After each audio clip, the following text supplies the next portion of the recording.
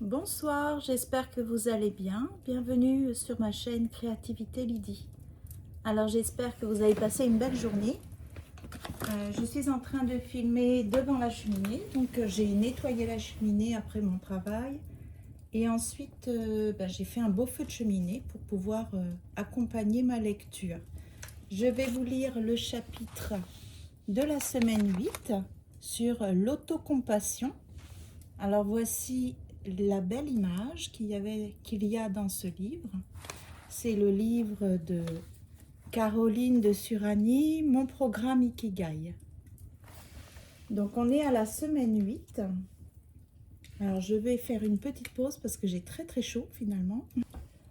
Vous voilà avec une idée plus précise de qui vous êtes, vos atouts, vos faiblesses. Quand on met au jour, c'est plus ou moins... Non, c'est plus et c'est moins, pardon. Il s'agit de s'accepter entièrement. C'est le travail que nous allons faire cette semaine. Se connaître sans s'accepter reviendrait à ne pas vraiment se connaître, puisque l'on va essayer de cacher les côtés sombres que l'on n'assume pas. Apprendre à vous aimer pleinement, c'est votre mission de la semaine. Si, vous allez voir, c'est très faisable. Alors, elle explique qu'elle avait beaucoup de difficultés à s'accepter, que durant sa vie, elle a souffert de plusieurs émotions qui l'ont invalidée. Donc, par exemple, elle avait honte de qui elle était, elle n'était pas fière d'elle, elle se détestait. Et puis, elle a fait un gros travail sur elle. Et là, elle explique en fait que le tyran intérieur nous gâche la vie, surtout quand on... Je pense que ça, c'est très intéressant, je vais vous le lire. Ok. Quand vous cassez un verre que vous adorez, quelle est votre réaction? Je suis nulle. Quelle andouille! Je n'en peux plus d'être aussi maladroite. Ou quelque chose d'assez proche? Et vous trouvez ça tout à fait normal? Pourtant, imaginez que vous ayez une invitée, une amie que vous appréciez beaucoup. Elle demande un verre d'eau, vous le lui servez dans ce verre que vous aimez tant, et il lui échappe des mains et se casse en 1000 morceaux.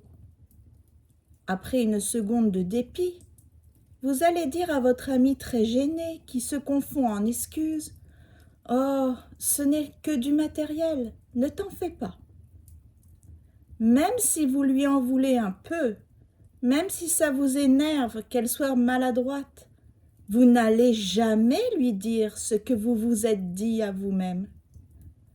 Ça ne vous viendrait même pas à l'esprit de la traiter comme ça.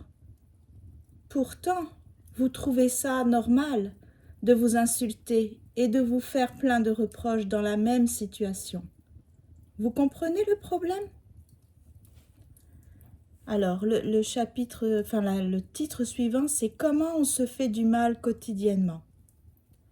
Cela revient tous les jours. On s'insulte, on se donne des coups de pied aux fesses et on ne fait preuve d'aucune tolérance face à nos petites faiblesses. Les mêmes qu'on accepte très bien, voire qui nous émeuvent chez les autres.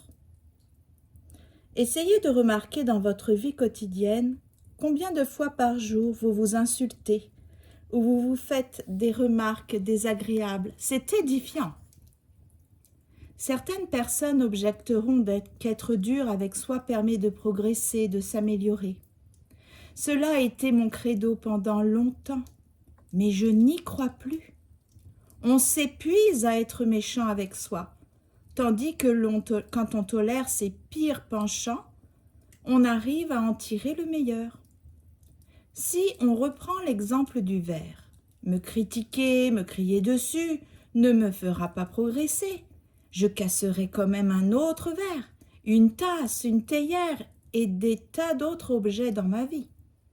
En revanche, si je suis plus douce avec moi, que je comprends que c'est comme ça et que je ne changerai pas sur ce point, je peux m'offrir un joli verre pour le remplacer et m'engager à le faire à chaque fois que j'en casse un pour minimiser ma contrariété. Je peux aussi chercher d'autres solutions. Acheter un verre moins fragile ou en lac qui ne casse pas. En étant gentille avec moi-même, je trouve des solutions qui rendront ma vie plus agréable par la suite. Ma douceur me mène à l'acceptation de qui je suis. Oui, certes, je casse des verres, mais je suis une pro pour en trouver de beaux et en chiner sur les brocantes, donc ce n'est pas un souci. M'accepter me rend créative et me renforce ma personnalité, ce qui fait de moi un être unique. Alors, elle poursuit avec un autre titre, c'est « Pourquoi c'est nécessaire d'être gentil avec soi ?» Être méchant avec soi n'apporte rien de bon. En revanche, quand on arrive à s'accepter, à tolérer ses parts d'ombre, à croire en soi malgré les points noirs, on peut avancer et créer une vie qui nous ressemble, beaucoup plus facilement.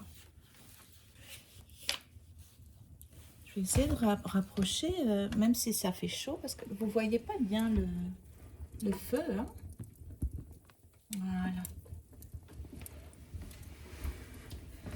L'exemple du verre est simpliste, mais il permet de comprendre la mécanique. Regardons ce que cela donne au niveau professionnel avec un autre exemple. Une de mes clientes qui sortait d'une formation de coach de vie et d'énergéticienne m'a demandé lors du lancement de son activité: laquelle de mes spécialités dois-je mettre en avant? Le coaching est sérieux et pro. L'énergétique est un peu plus mystique et étrange, mais très efficace. Je ne sais plus quoi faire. J'ai peur que l'une discrédite l'autre. Elle était prête à effacer et cacher près de la moitié de son savoir pour plaire à une clientèle imaginaire qui n'aurait pas apprécié l'une ou l'autre de ses facettes. Je lui ai répondu de mixer les deux. Puis un jour, elle a décidé de proposer un programme de coaching énergétique. Et très vite, elle a connu un énorme succès. Magique? Non, juste logique. Plus vous êtes vous-même, plus vous appréciez toutes vos facettes, plus vous serez spécial et donc irremplaçable. Alors nous voici... Ah non, après on parle... Oh, c'est joli. Regardez la jolie image.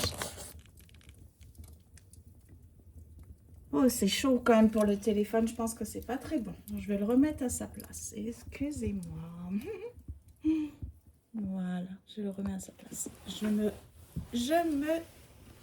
recule. Je ne veux pas non plus surchauffer mon téléphone. Hein. J'espère que c'est quand même assez joli. Ok. Donc là, ça parlait du Reiki, l'art de l'auto-guérison. Donc là, c'est pour ça qu'on montrait cette jolie femme qui met ses mains sur elle-même pour s'apaiser, pour trouver en elle-même les ressources pour se calmer. Donc là, on nous dit, le Reiki est une méthode japonaise de guérison par l'application des mains. Lors de sa formation, le thérapeute est initié par un maître qui le connecte à la source universelle et lui enseigne des rituels de guérison, ainsi que des règles d'hygiène de vie. Le thérapeute Reiki devra appliquer les consignes de vie suivantes. Premièrement, ne te mets pas en colère. Deuxièmement, ne te fais pas de soucis. Troisièmement, sois rempli de gratitude. Quatrièmement, accomplis ton devoir avec diligence. Cinquièmement, sois bienveillant envers les autres et toi-même. La première personne que le thérapeute est amené à soigner est lui-même. Il apprend le rituel d'auto-guérison et devra le reproduire régulièrement pour pouvoir continuer sa pratique. Il s'agit d'un travail d'une 30aine de minutes au cours duquel on applique ses mains sur son corps, sur des zones précises, du bas vers le haut, en respectant un temps d'1 minute sur chaque point. C'est l'auto-guérison qui permettra aux thérapeutes de guérir les autres. Ce rituel est enseigné aux élèves de premier niveau qui, s'ils ne continuent pas nécessairement la formation, peuvent apprendre le Reiki juste pour se guérir eux-mêmes. Alors, maintenant, on va parler des défis et des jeux. Alors, je pense qu'il y en a, je les ai comptés, ça va être 7. Alors, en description, comme d'habitude, je vous mettrai à quel moment se situent les jeux et les défis. D'accord? Alors, l'autocompassion, ça s'apprend. Et le mieux pour cela est de jouer. Alors, cette semaine, plus encore que les autres, amusons-nous. Serez-vous capable d'être gentil avec vous-même une journée entière? Réponse dans quelques lignes. Alors, voici le premier défi.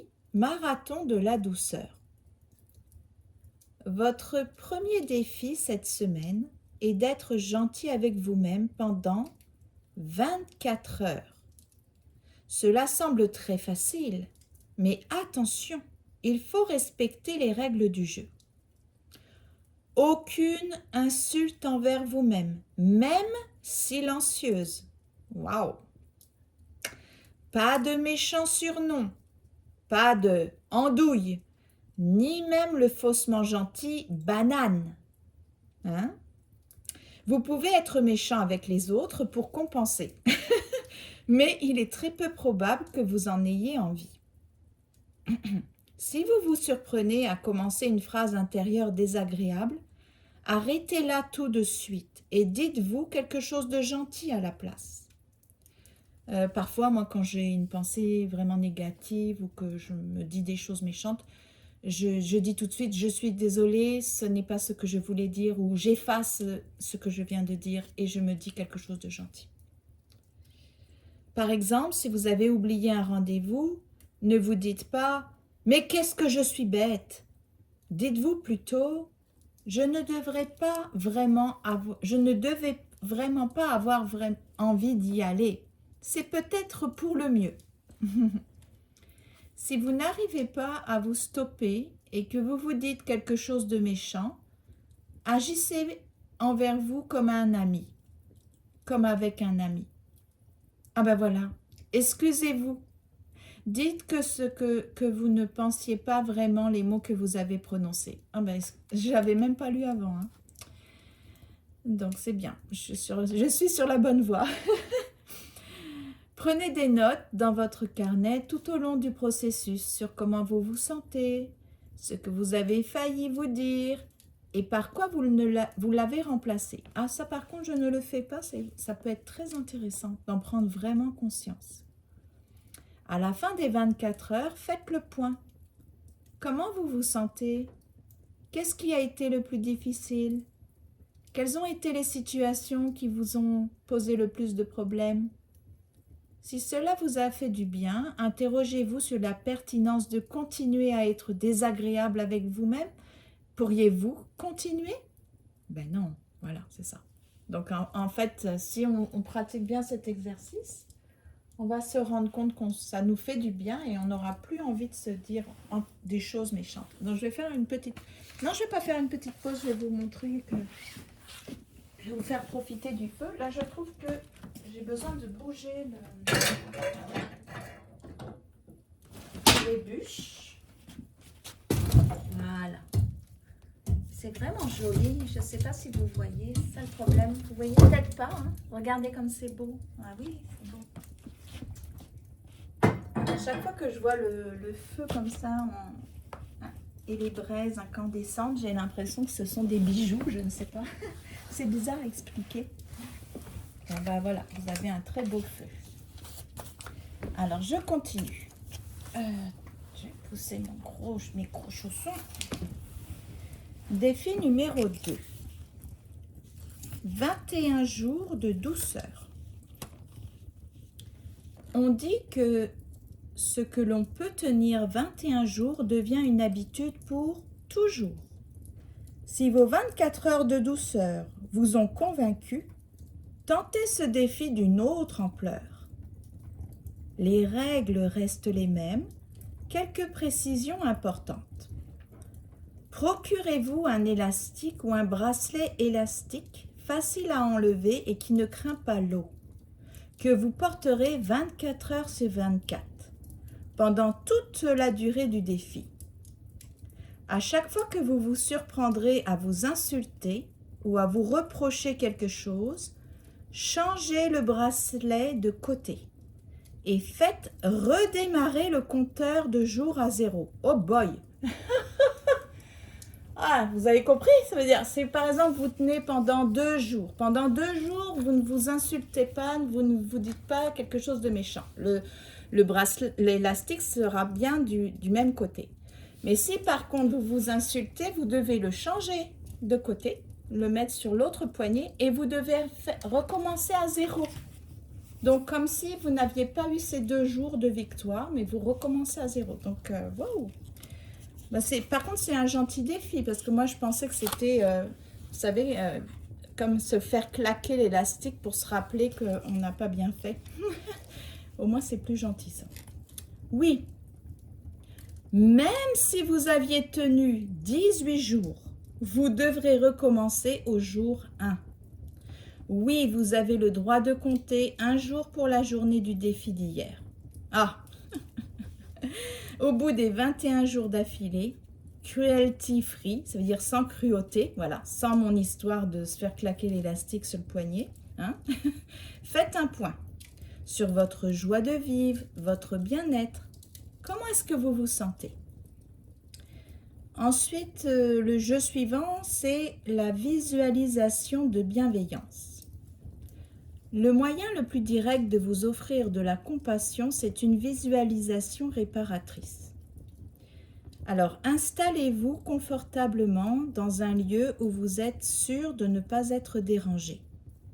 Enregistrez le texte au préalable en le lisant à haute voix ou demandez à quelqu'un de vous le lire. Alors, bon, par exemple, vous enregistrez, vous répétez ce que je vais lire. Je pense que pour la respiration, vous aurez qu'à faire une pause parce que c'est long. Je pense qu'il va falloir respirer plusieurs fois. En général, c'est comme ça. Et vous reprendrez la lecture une fois que vous aurez fait votre respiration. Fermez les yeux et sentez tout le poids de votre corps contre le fauteuil ou le matelas. Respirez profondément de manière à sentir votre ventre se gonfler à chaque inspiration et se dégonfler à chaque expiration. Continuez cette respiration profonde 10 fois de suite. Visualisez un chemin, avancez doucement, puis vous arrivez à un endroit qui vous fait envie. Un petit havre de paix où vous avez envie de vous installer. Sentez comme ça sent bon. Appréciez la légère brise qui vous frôle. Goûtez cette boisson qui vous fait envie. Lovez-vous dans le siège qui vous semble le plus douillet et le plus doux.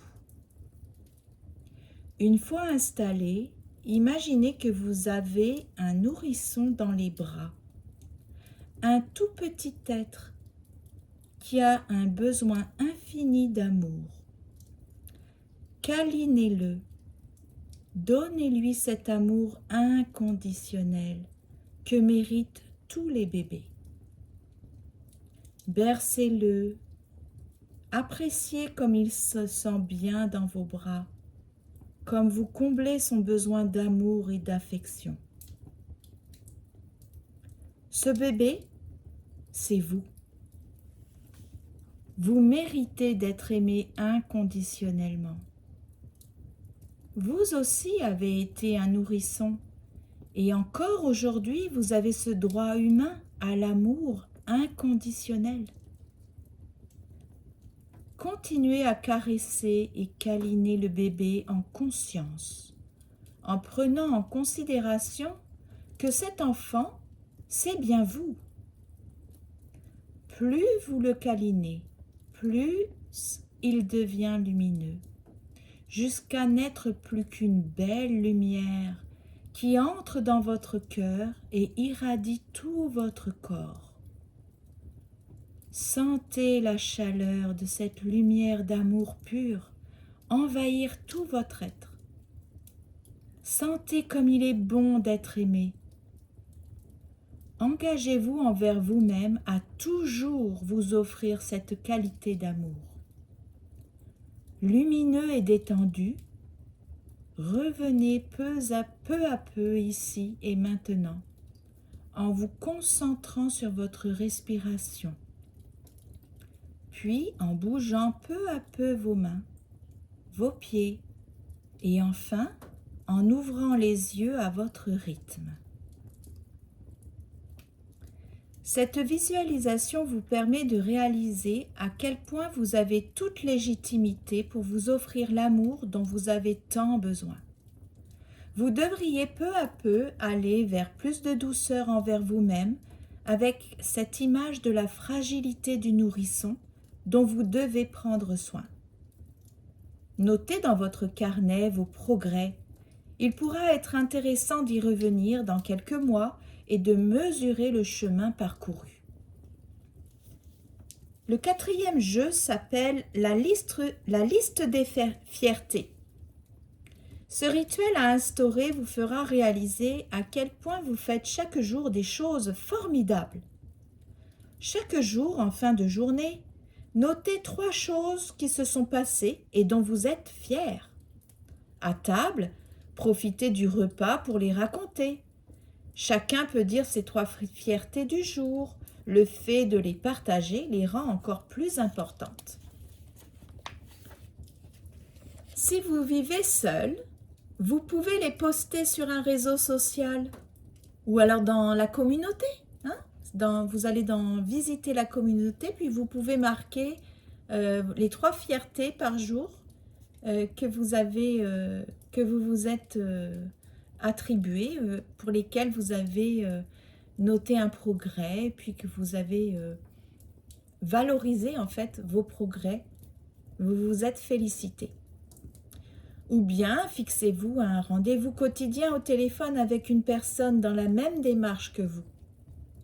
Qu'elle soit toute petite, j'ai réussi un super gratin par exemple, j'ai fait les courses sans rien acheter d'inutile, ou très grosse, j'ai réussi un examen, j'ai enfin parlé à mes parents d'un souci qui me pesait.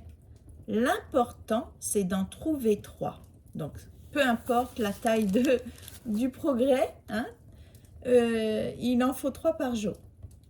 Le fait d'écouter celle des autres va vous inspirer et l'idée de devoir en fournir 3 par jour va vous stimuler pour avoir encore plus de raisons d'être fier. On ne se félicite que trop rarement de nos grands succès et presque jamais de nos victoires.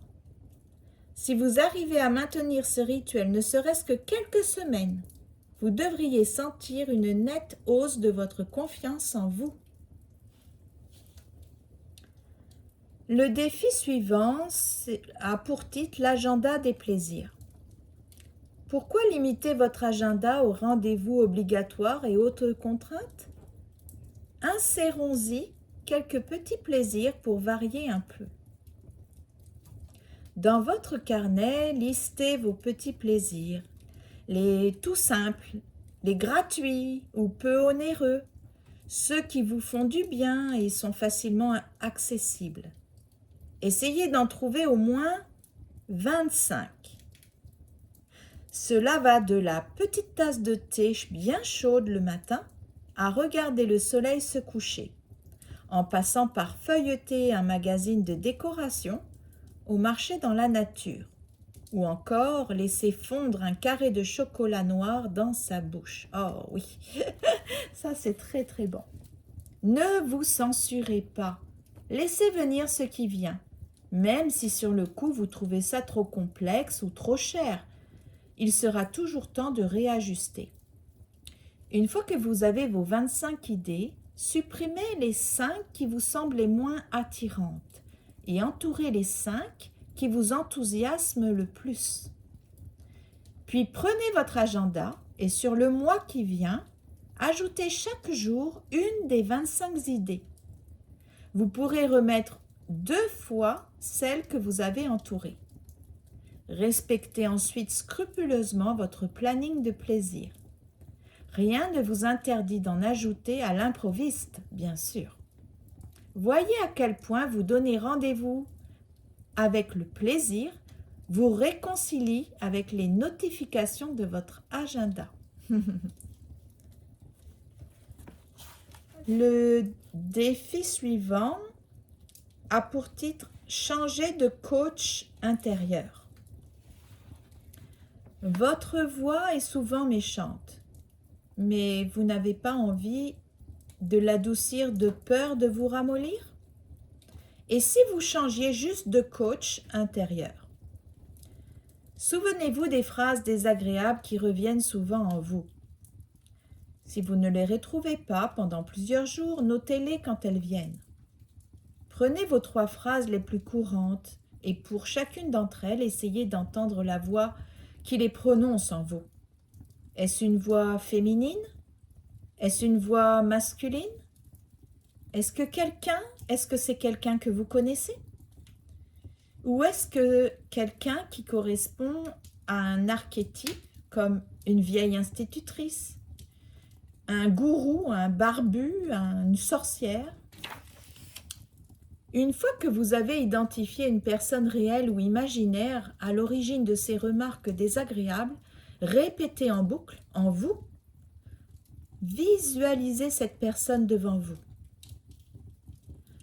Remerciez-la pour l'aide qu'elle vous a apportée jusqu'ici et dites-lui qu'aujourd'hui, elle n'est plus d'actualité, que vous avez évolué et que vous n'avez plus besoin d'elle. Faites-lui savoir qu'elle doit partir sur le champ. Pour ne pas laisser le poste vacant et ne pas tenter cette personne de revenir, choisissez un nouveau coach intérieur. Cela peut être une personne réelle ou imaginaire, une célébrité ou un personnage de film, de préférence quelqu'un que vous ne connaissez pas et que vous avez peu de chances de croiser en vrai. En panne d'idées? Cela doit être une personne qui vous fait sourire, pas forcément quelqu'un de drôle, juste une personne qui vous plaît d'imaginer en train de vous coacher. Comme pour les autres exercices, ne réfléchissez pas trop, allez-y spontanément. Ne vous censurez pas. Même si vous dites Britney Spears, n'essayez pas d'en trouver quelqu'un d'autre, parce que vous trouvez ça stupide. Non, au contraire. Plus vous trouverez ça bête, plus cela vous fera du bien. Des exemples comme Wonder Woman, Bruno Carrette, Chantal Goya, Jean-Paul Sartre, Jean-Marie Bigard, Bugs Bunny, Beyoncé, etc. Briefez votre nouveau coach. Son rôle est de neutraliser les petites phrases méchantes, de recadrer et de reformuler les « je suis nul en » Il t'arrive de ne pas tout faire parfaitement parce que tu es un être humain, pas un robot. Le fait de remplacer la méchante petite voix intérieure par une voix qui vous est sympathique va transformer votre discours intérieur, tout en vous boostant le moral. Mais pourquoi n'y avez-vous pas pensé avant? Ensuite, le dernier jeu s'appelle Mes ombres. Assumer pleinement sa part d'ombre, c'est assurer de se respecter. Voici un petit jeu qui va vous mettre sur la voie. Notez dans votre carnet ce que vous aimez le moins en vous. Cela peut être physique, psychologique, intellectuel. Trouvez-vous au moins 10 gros soucis. Choisissez les 3 pires à vos yeux. Mettez-vous devant un miroir et pour chacun, prononcez la phrase « Je suis » et vous dites votre souci.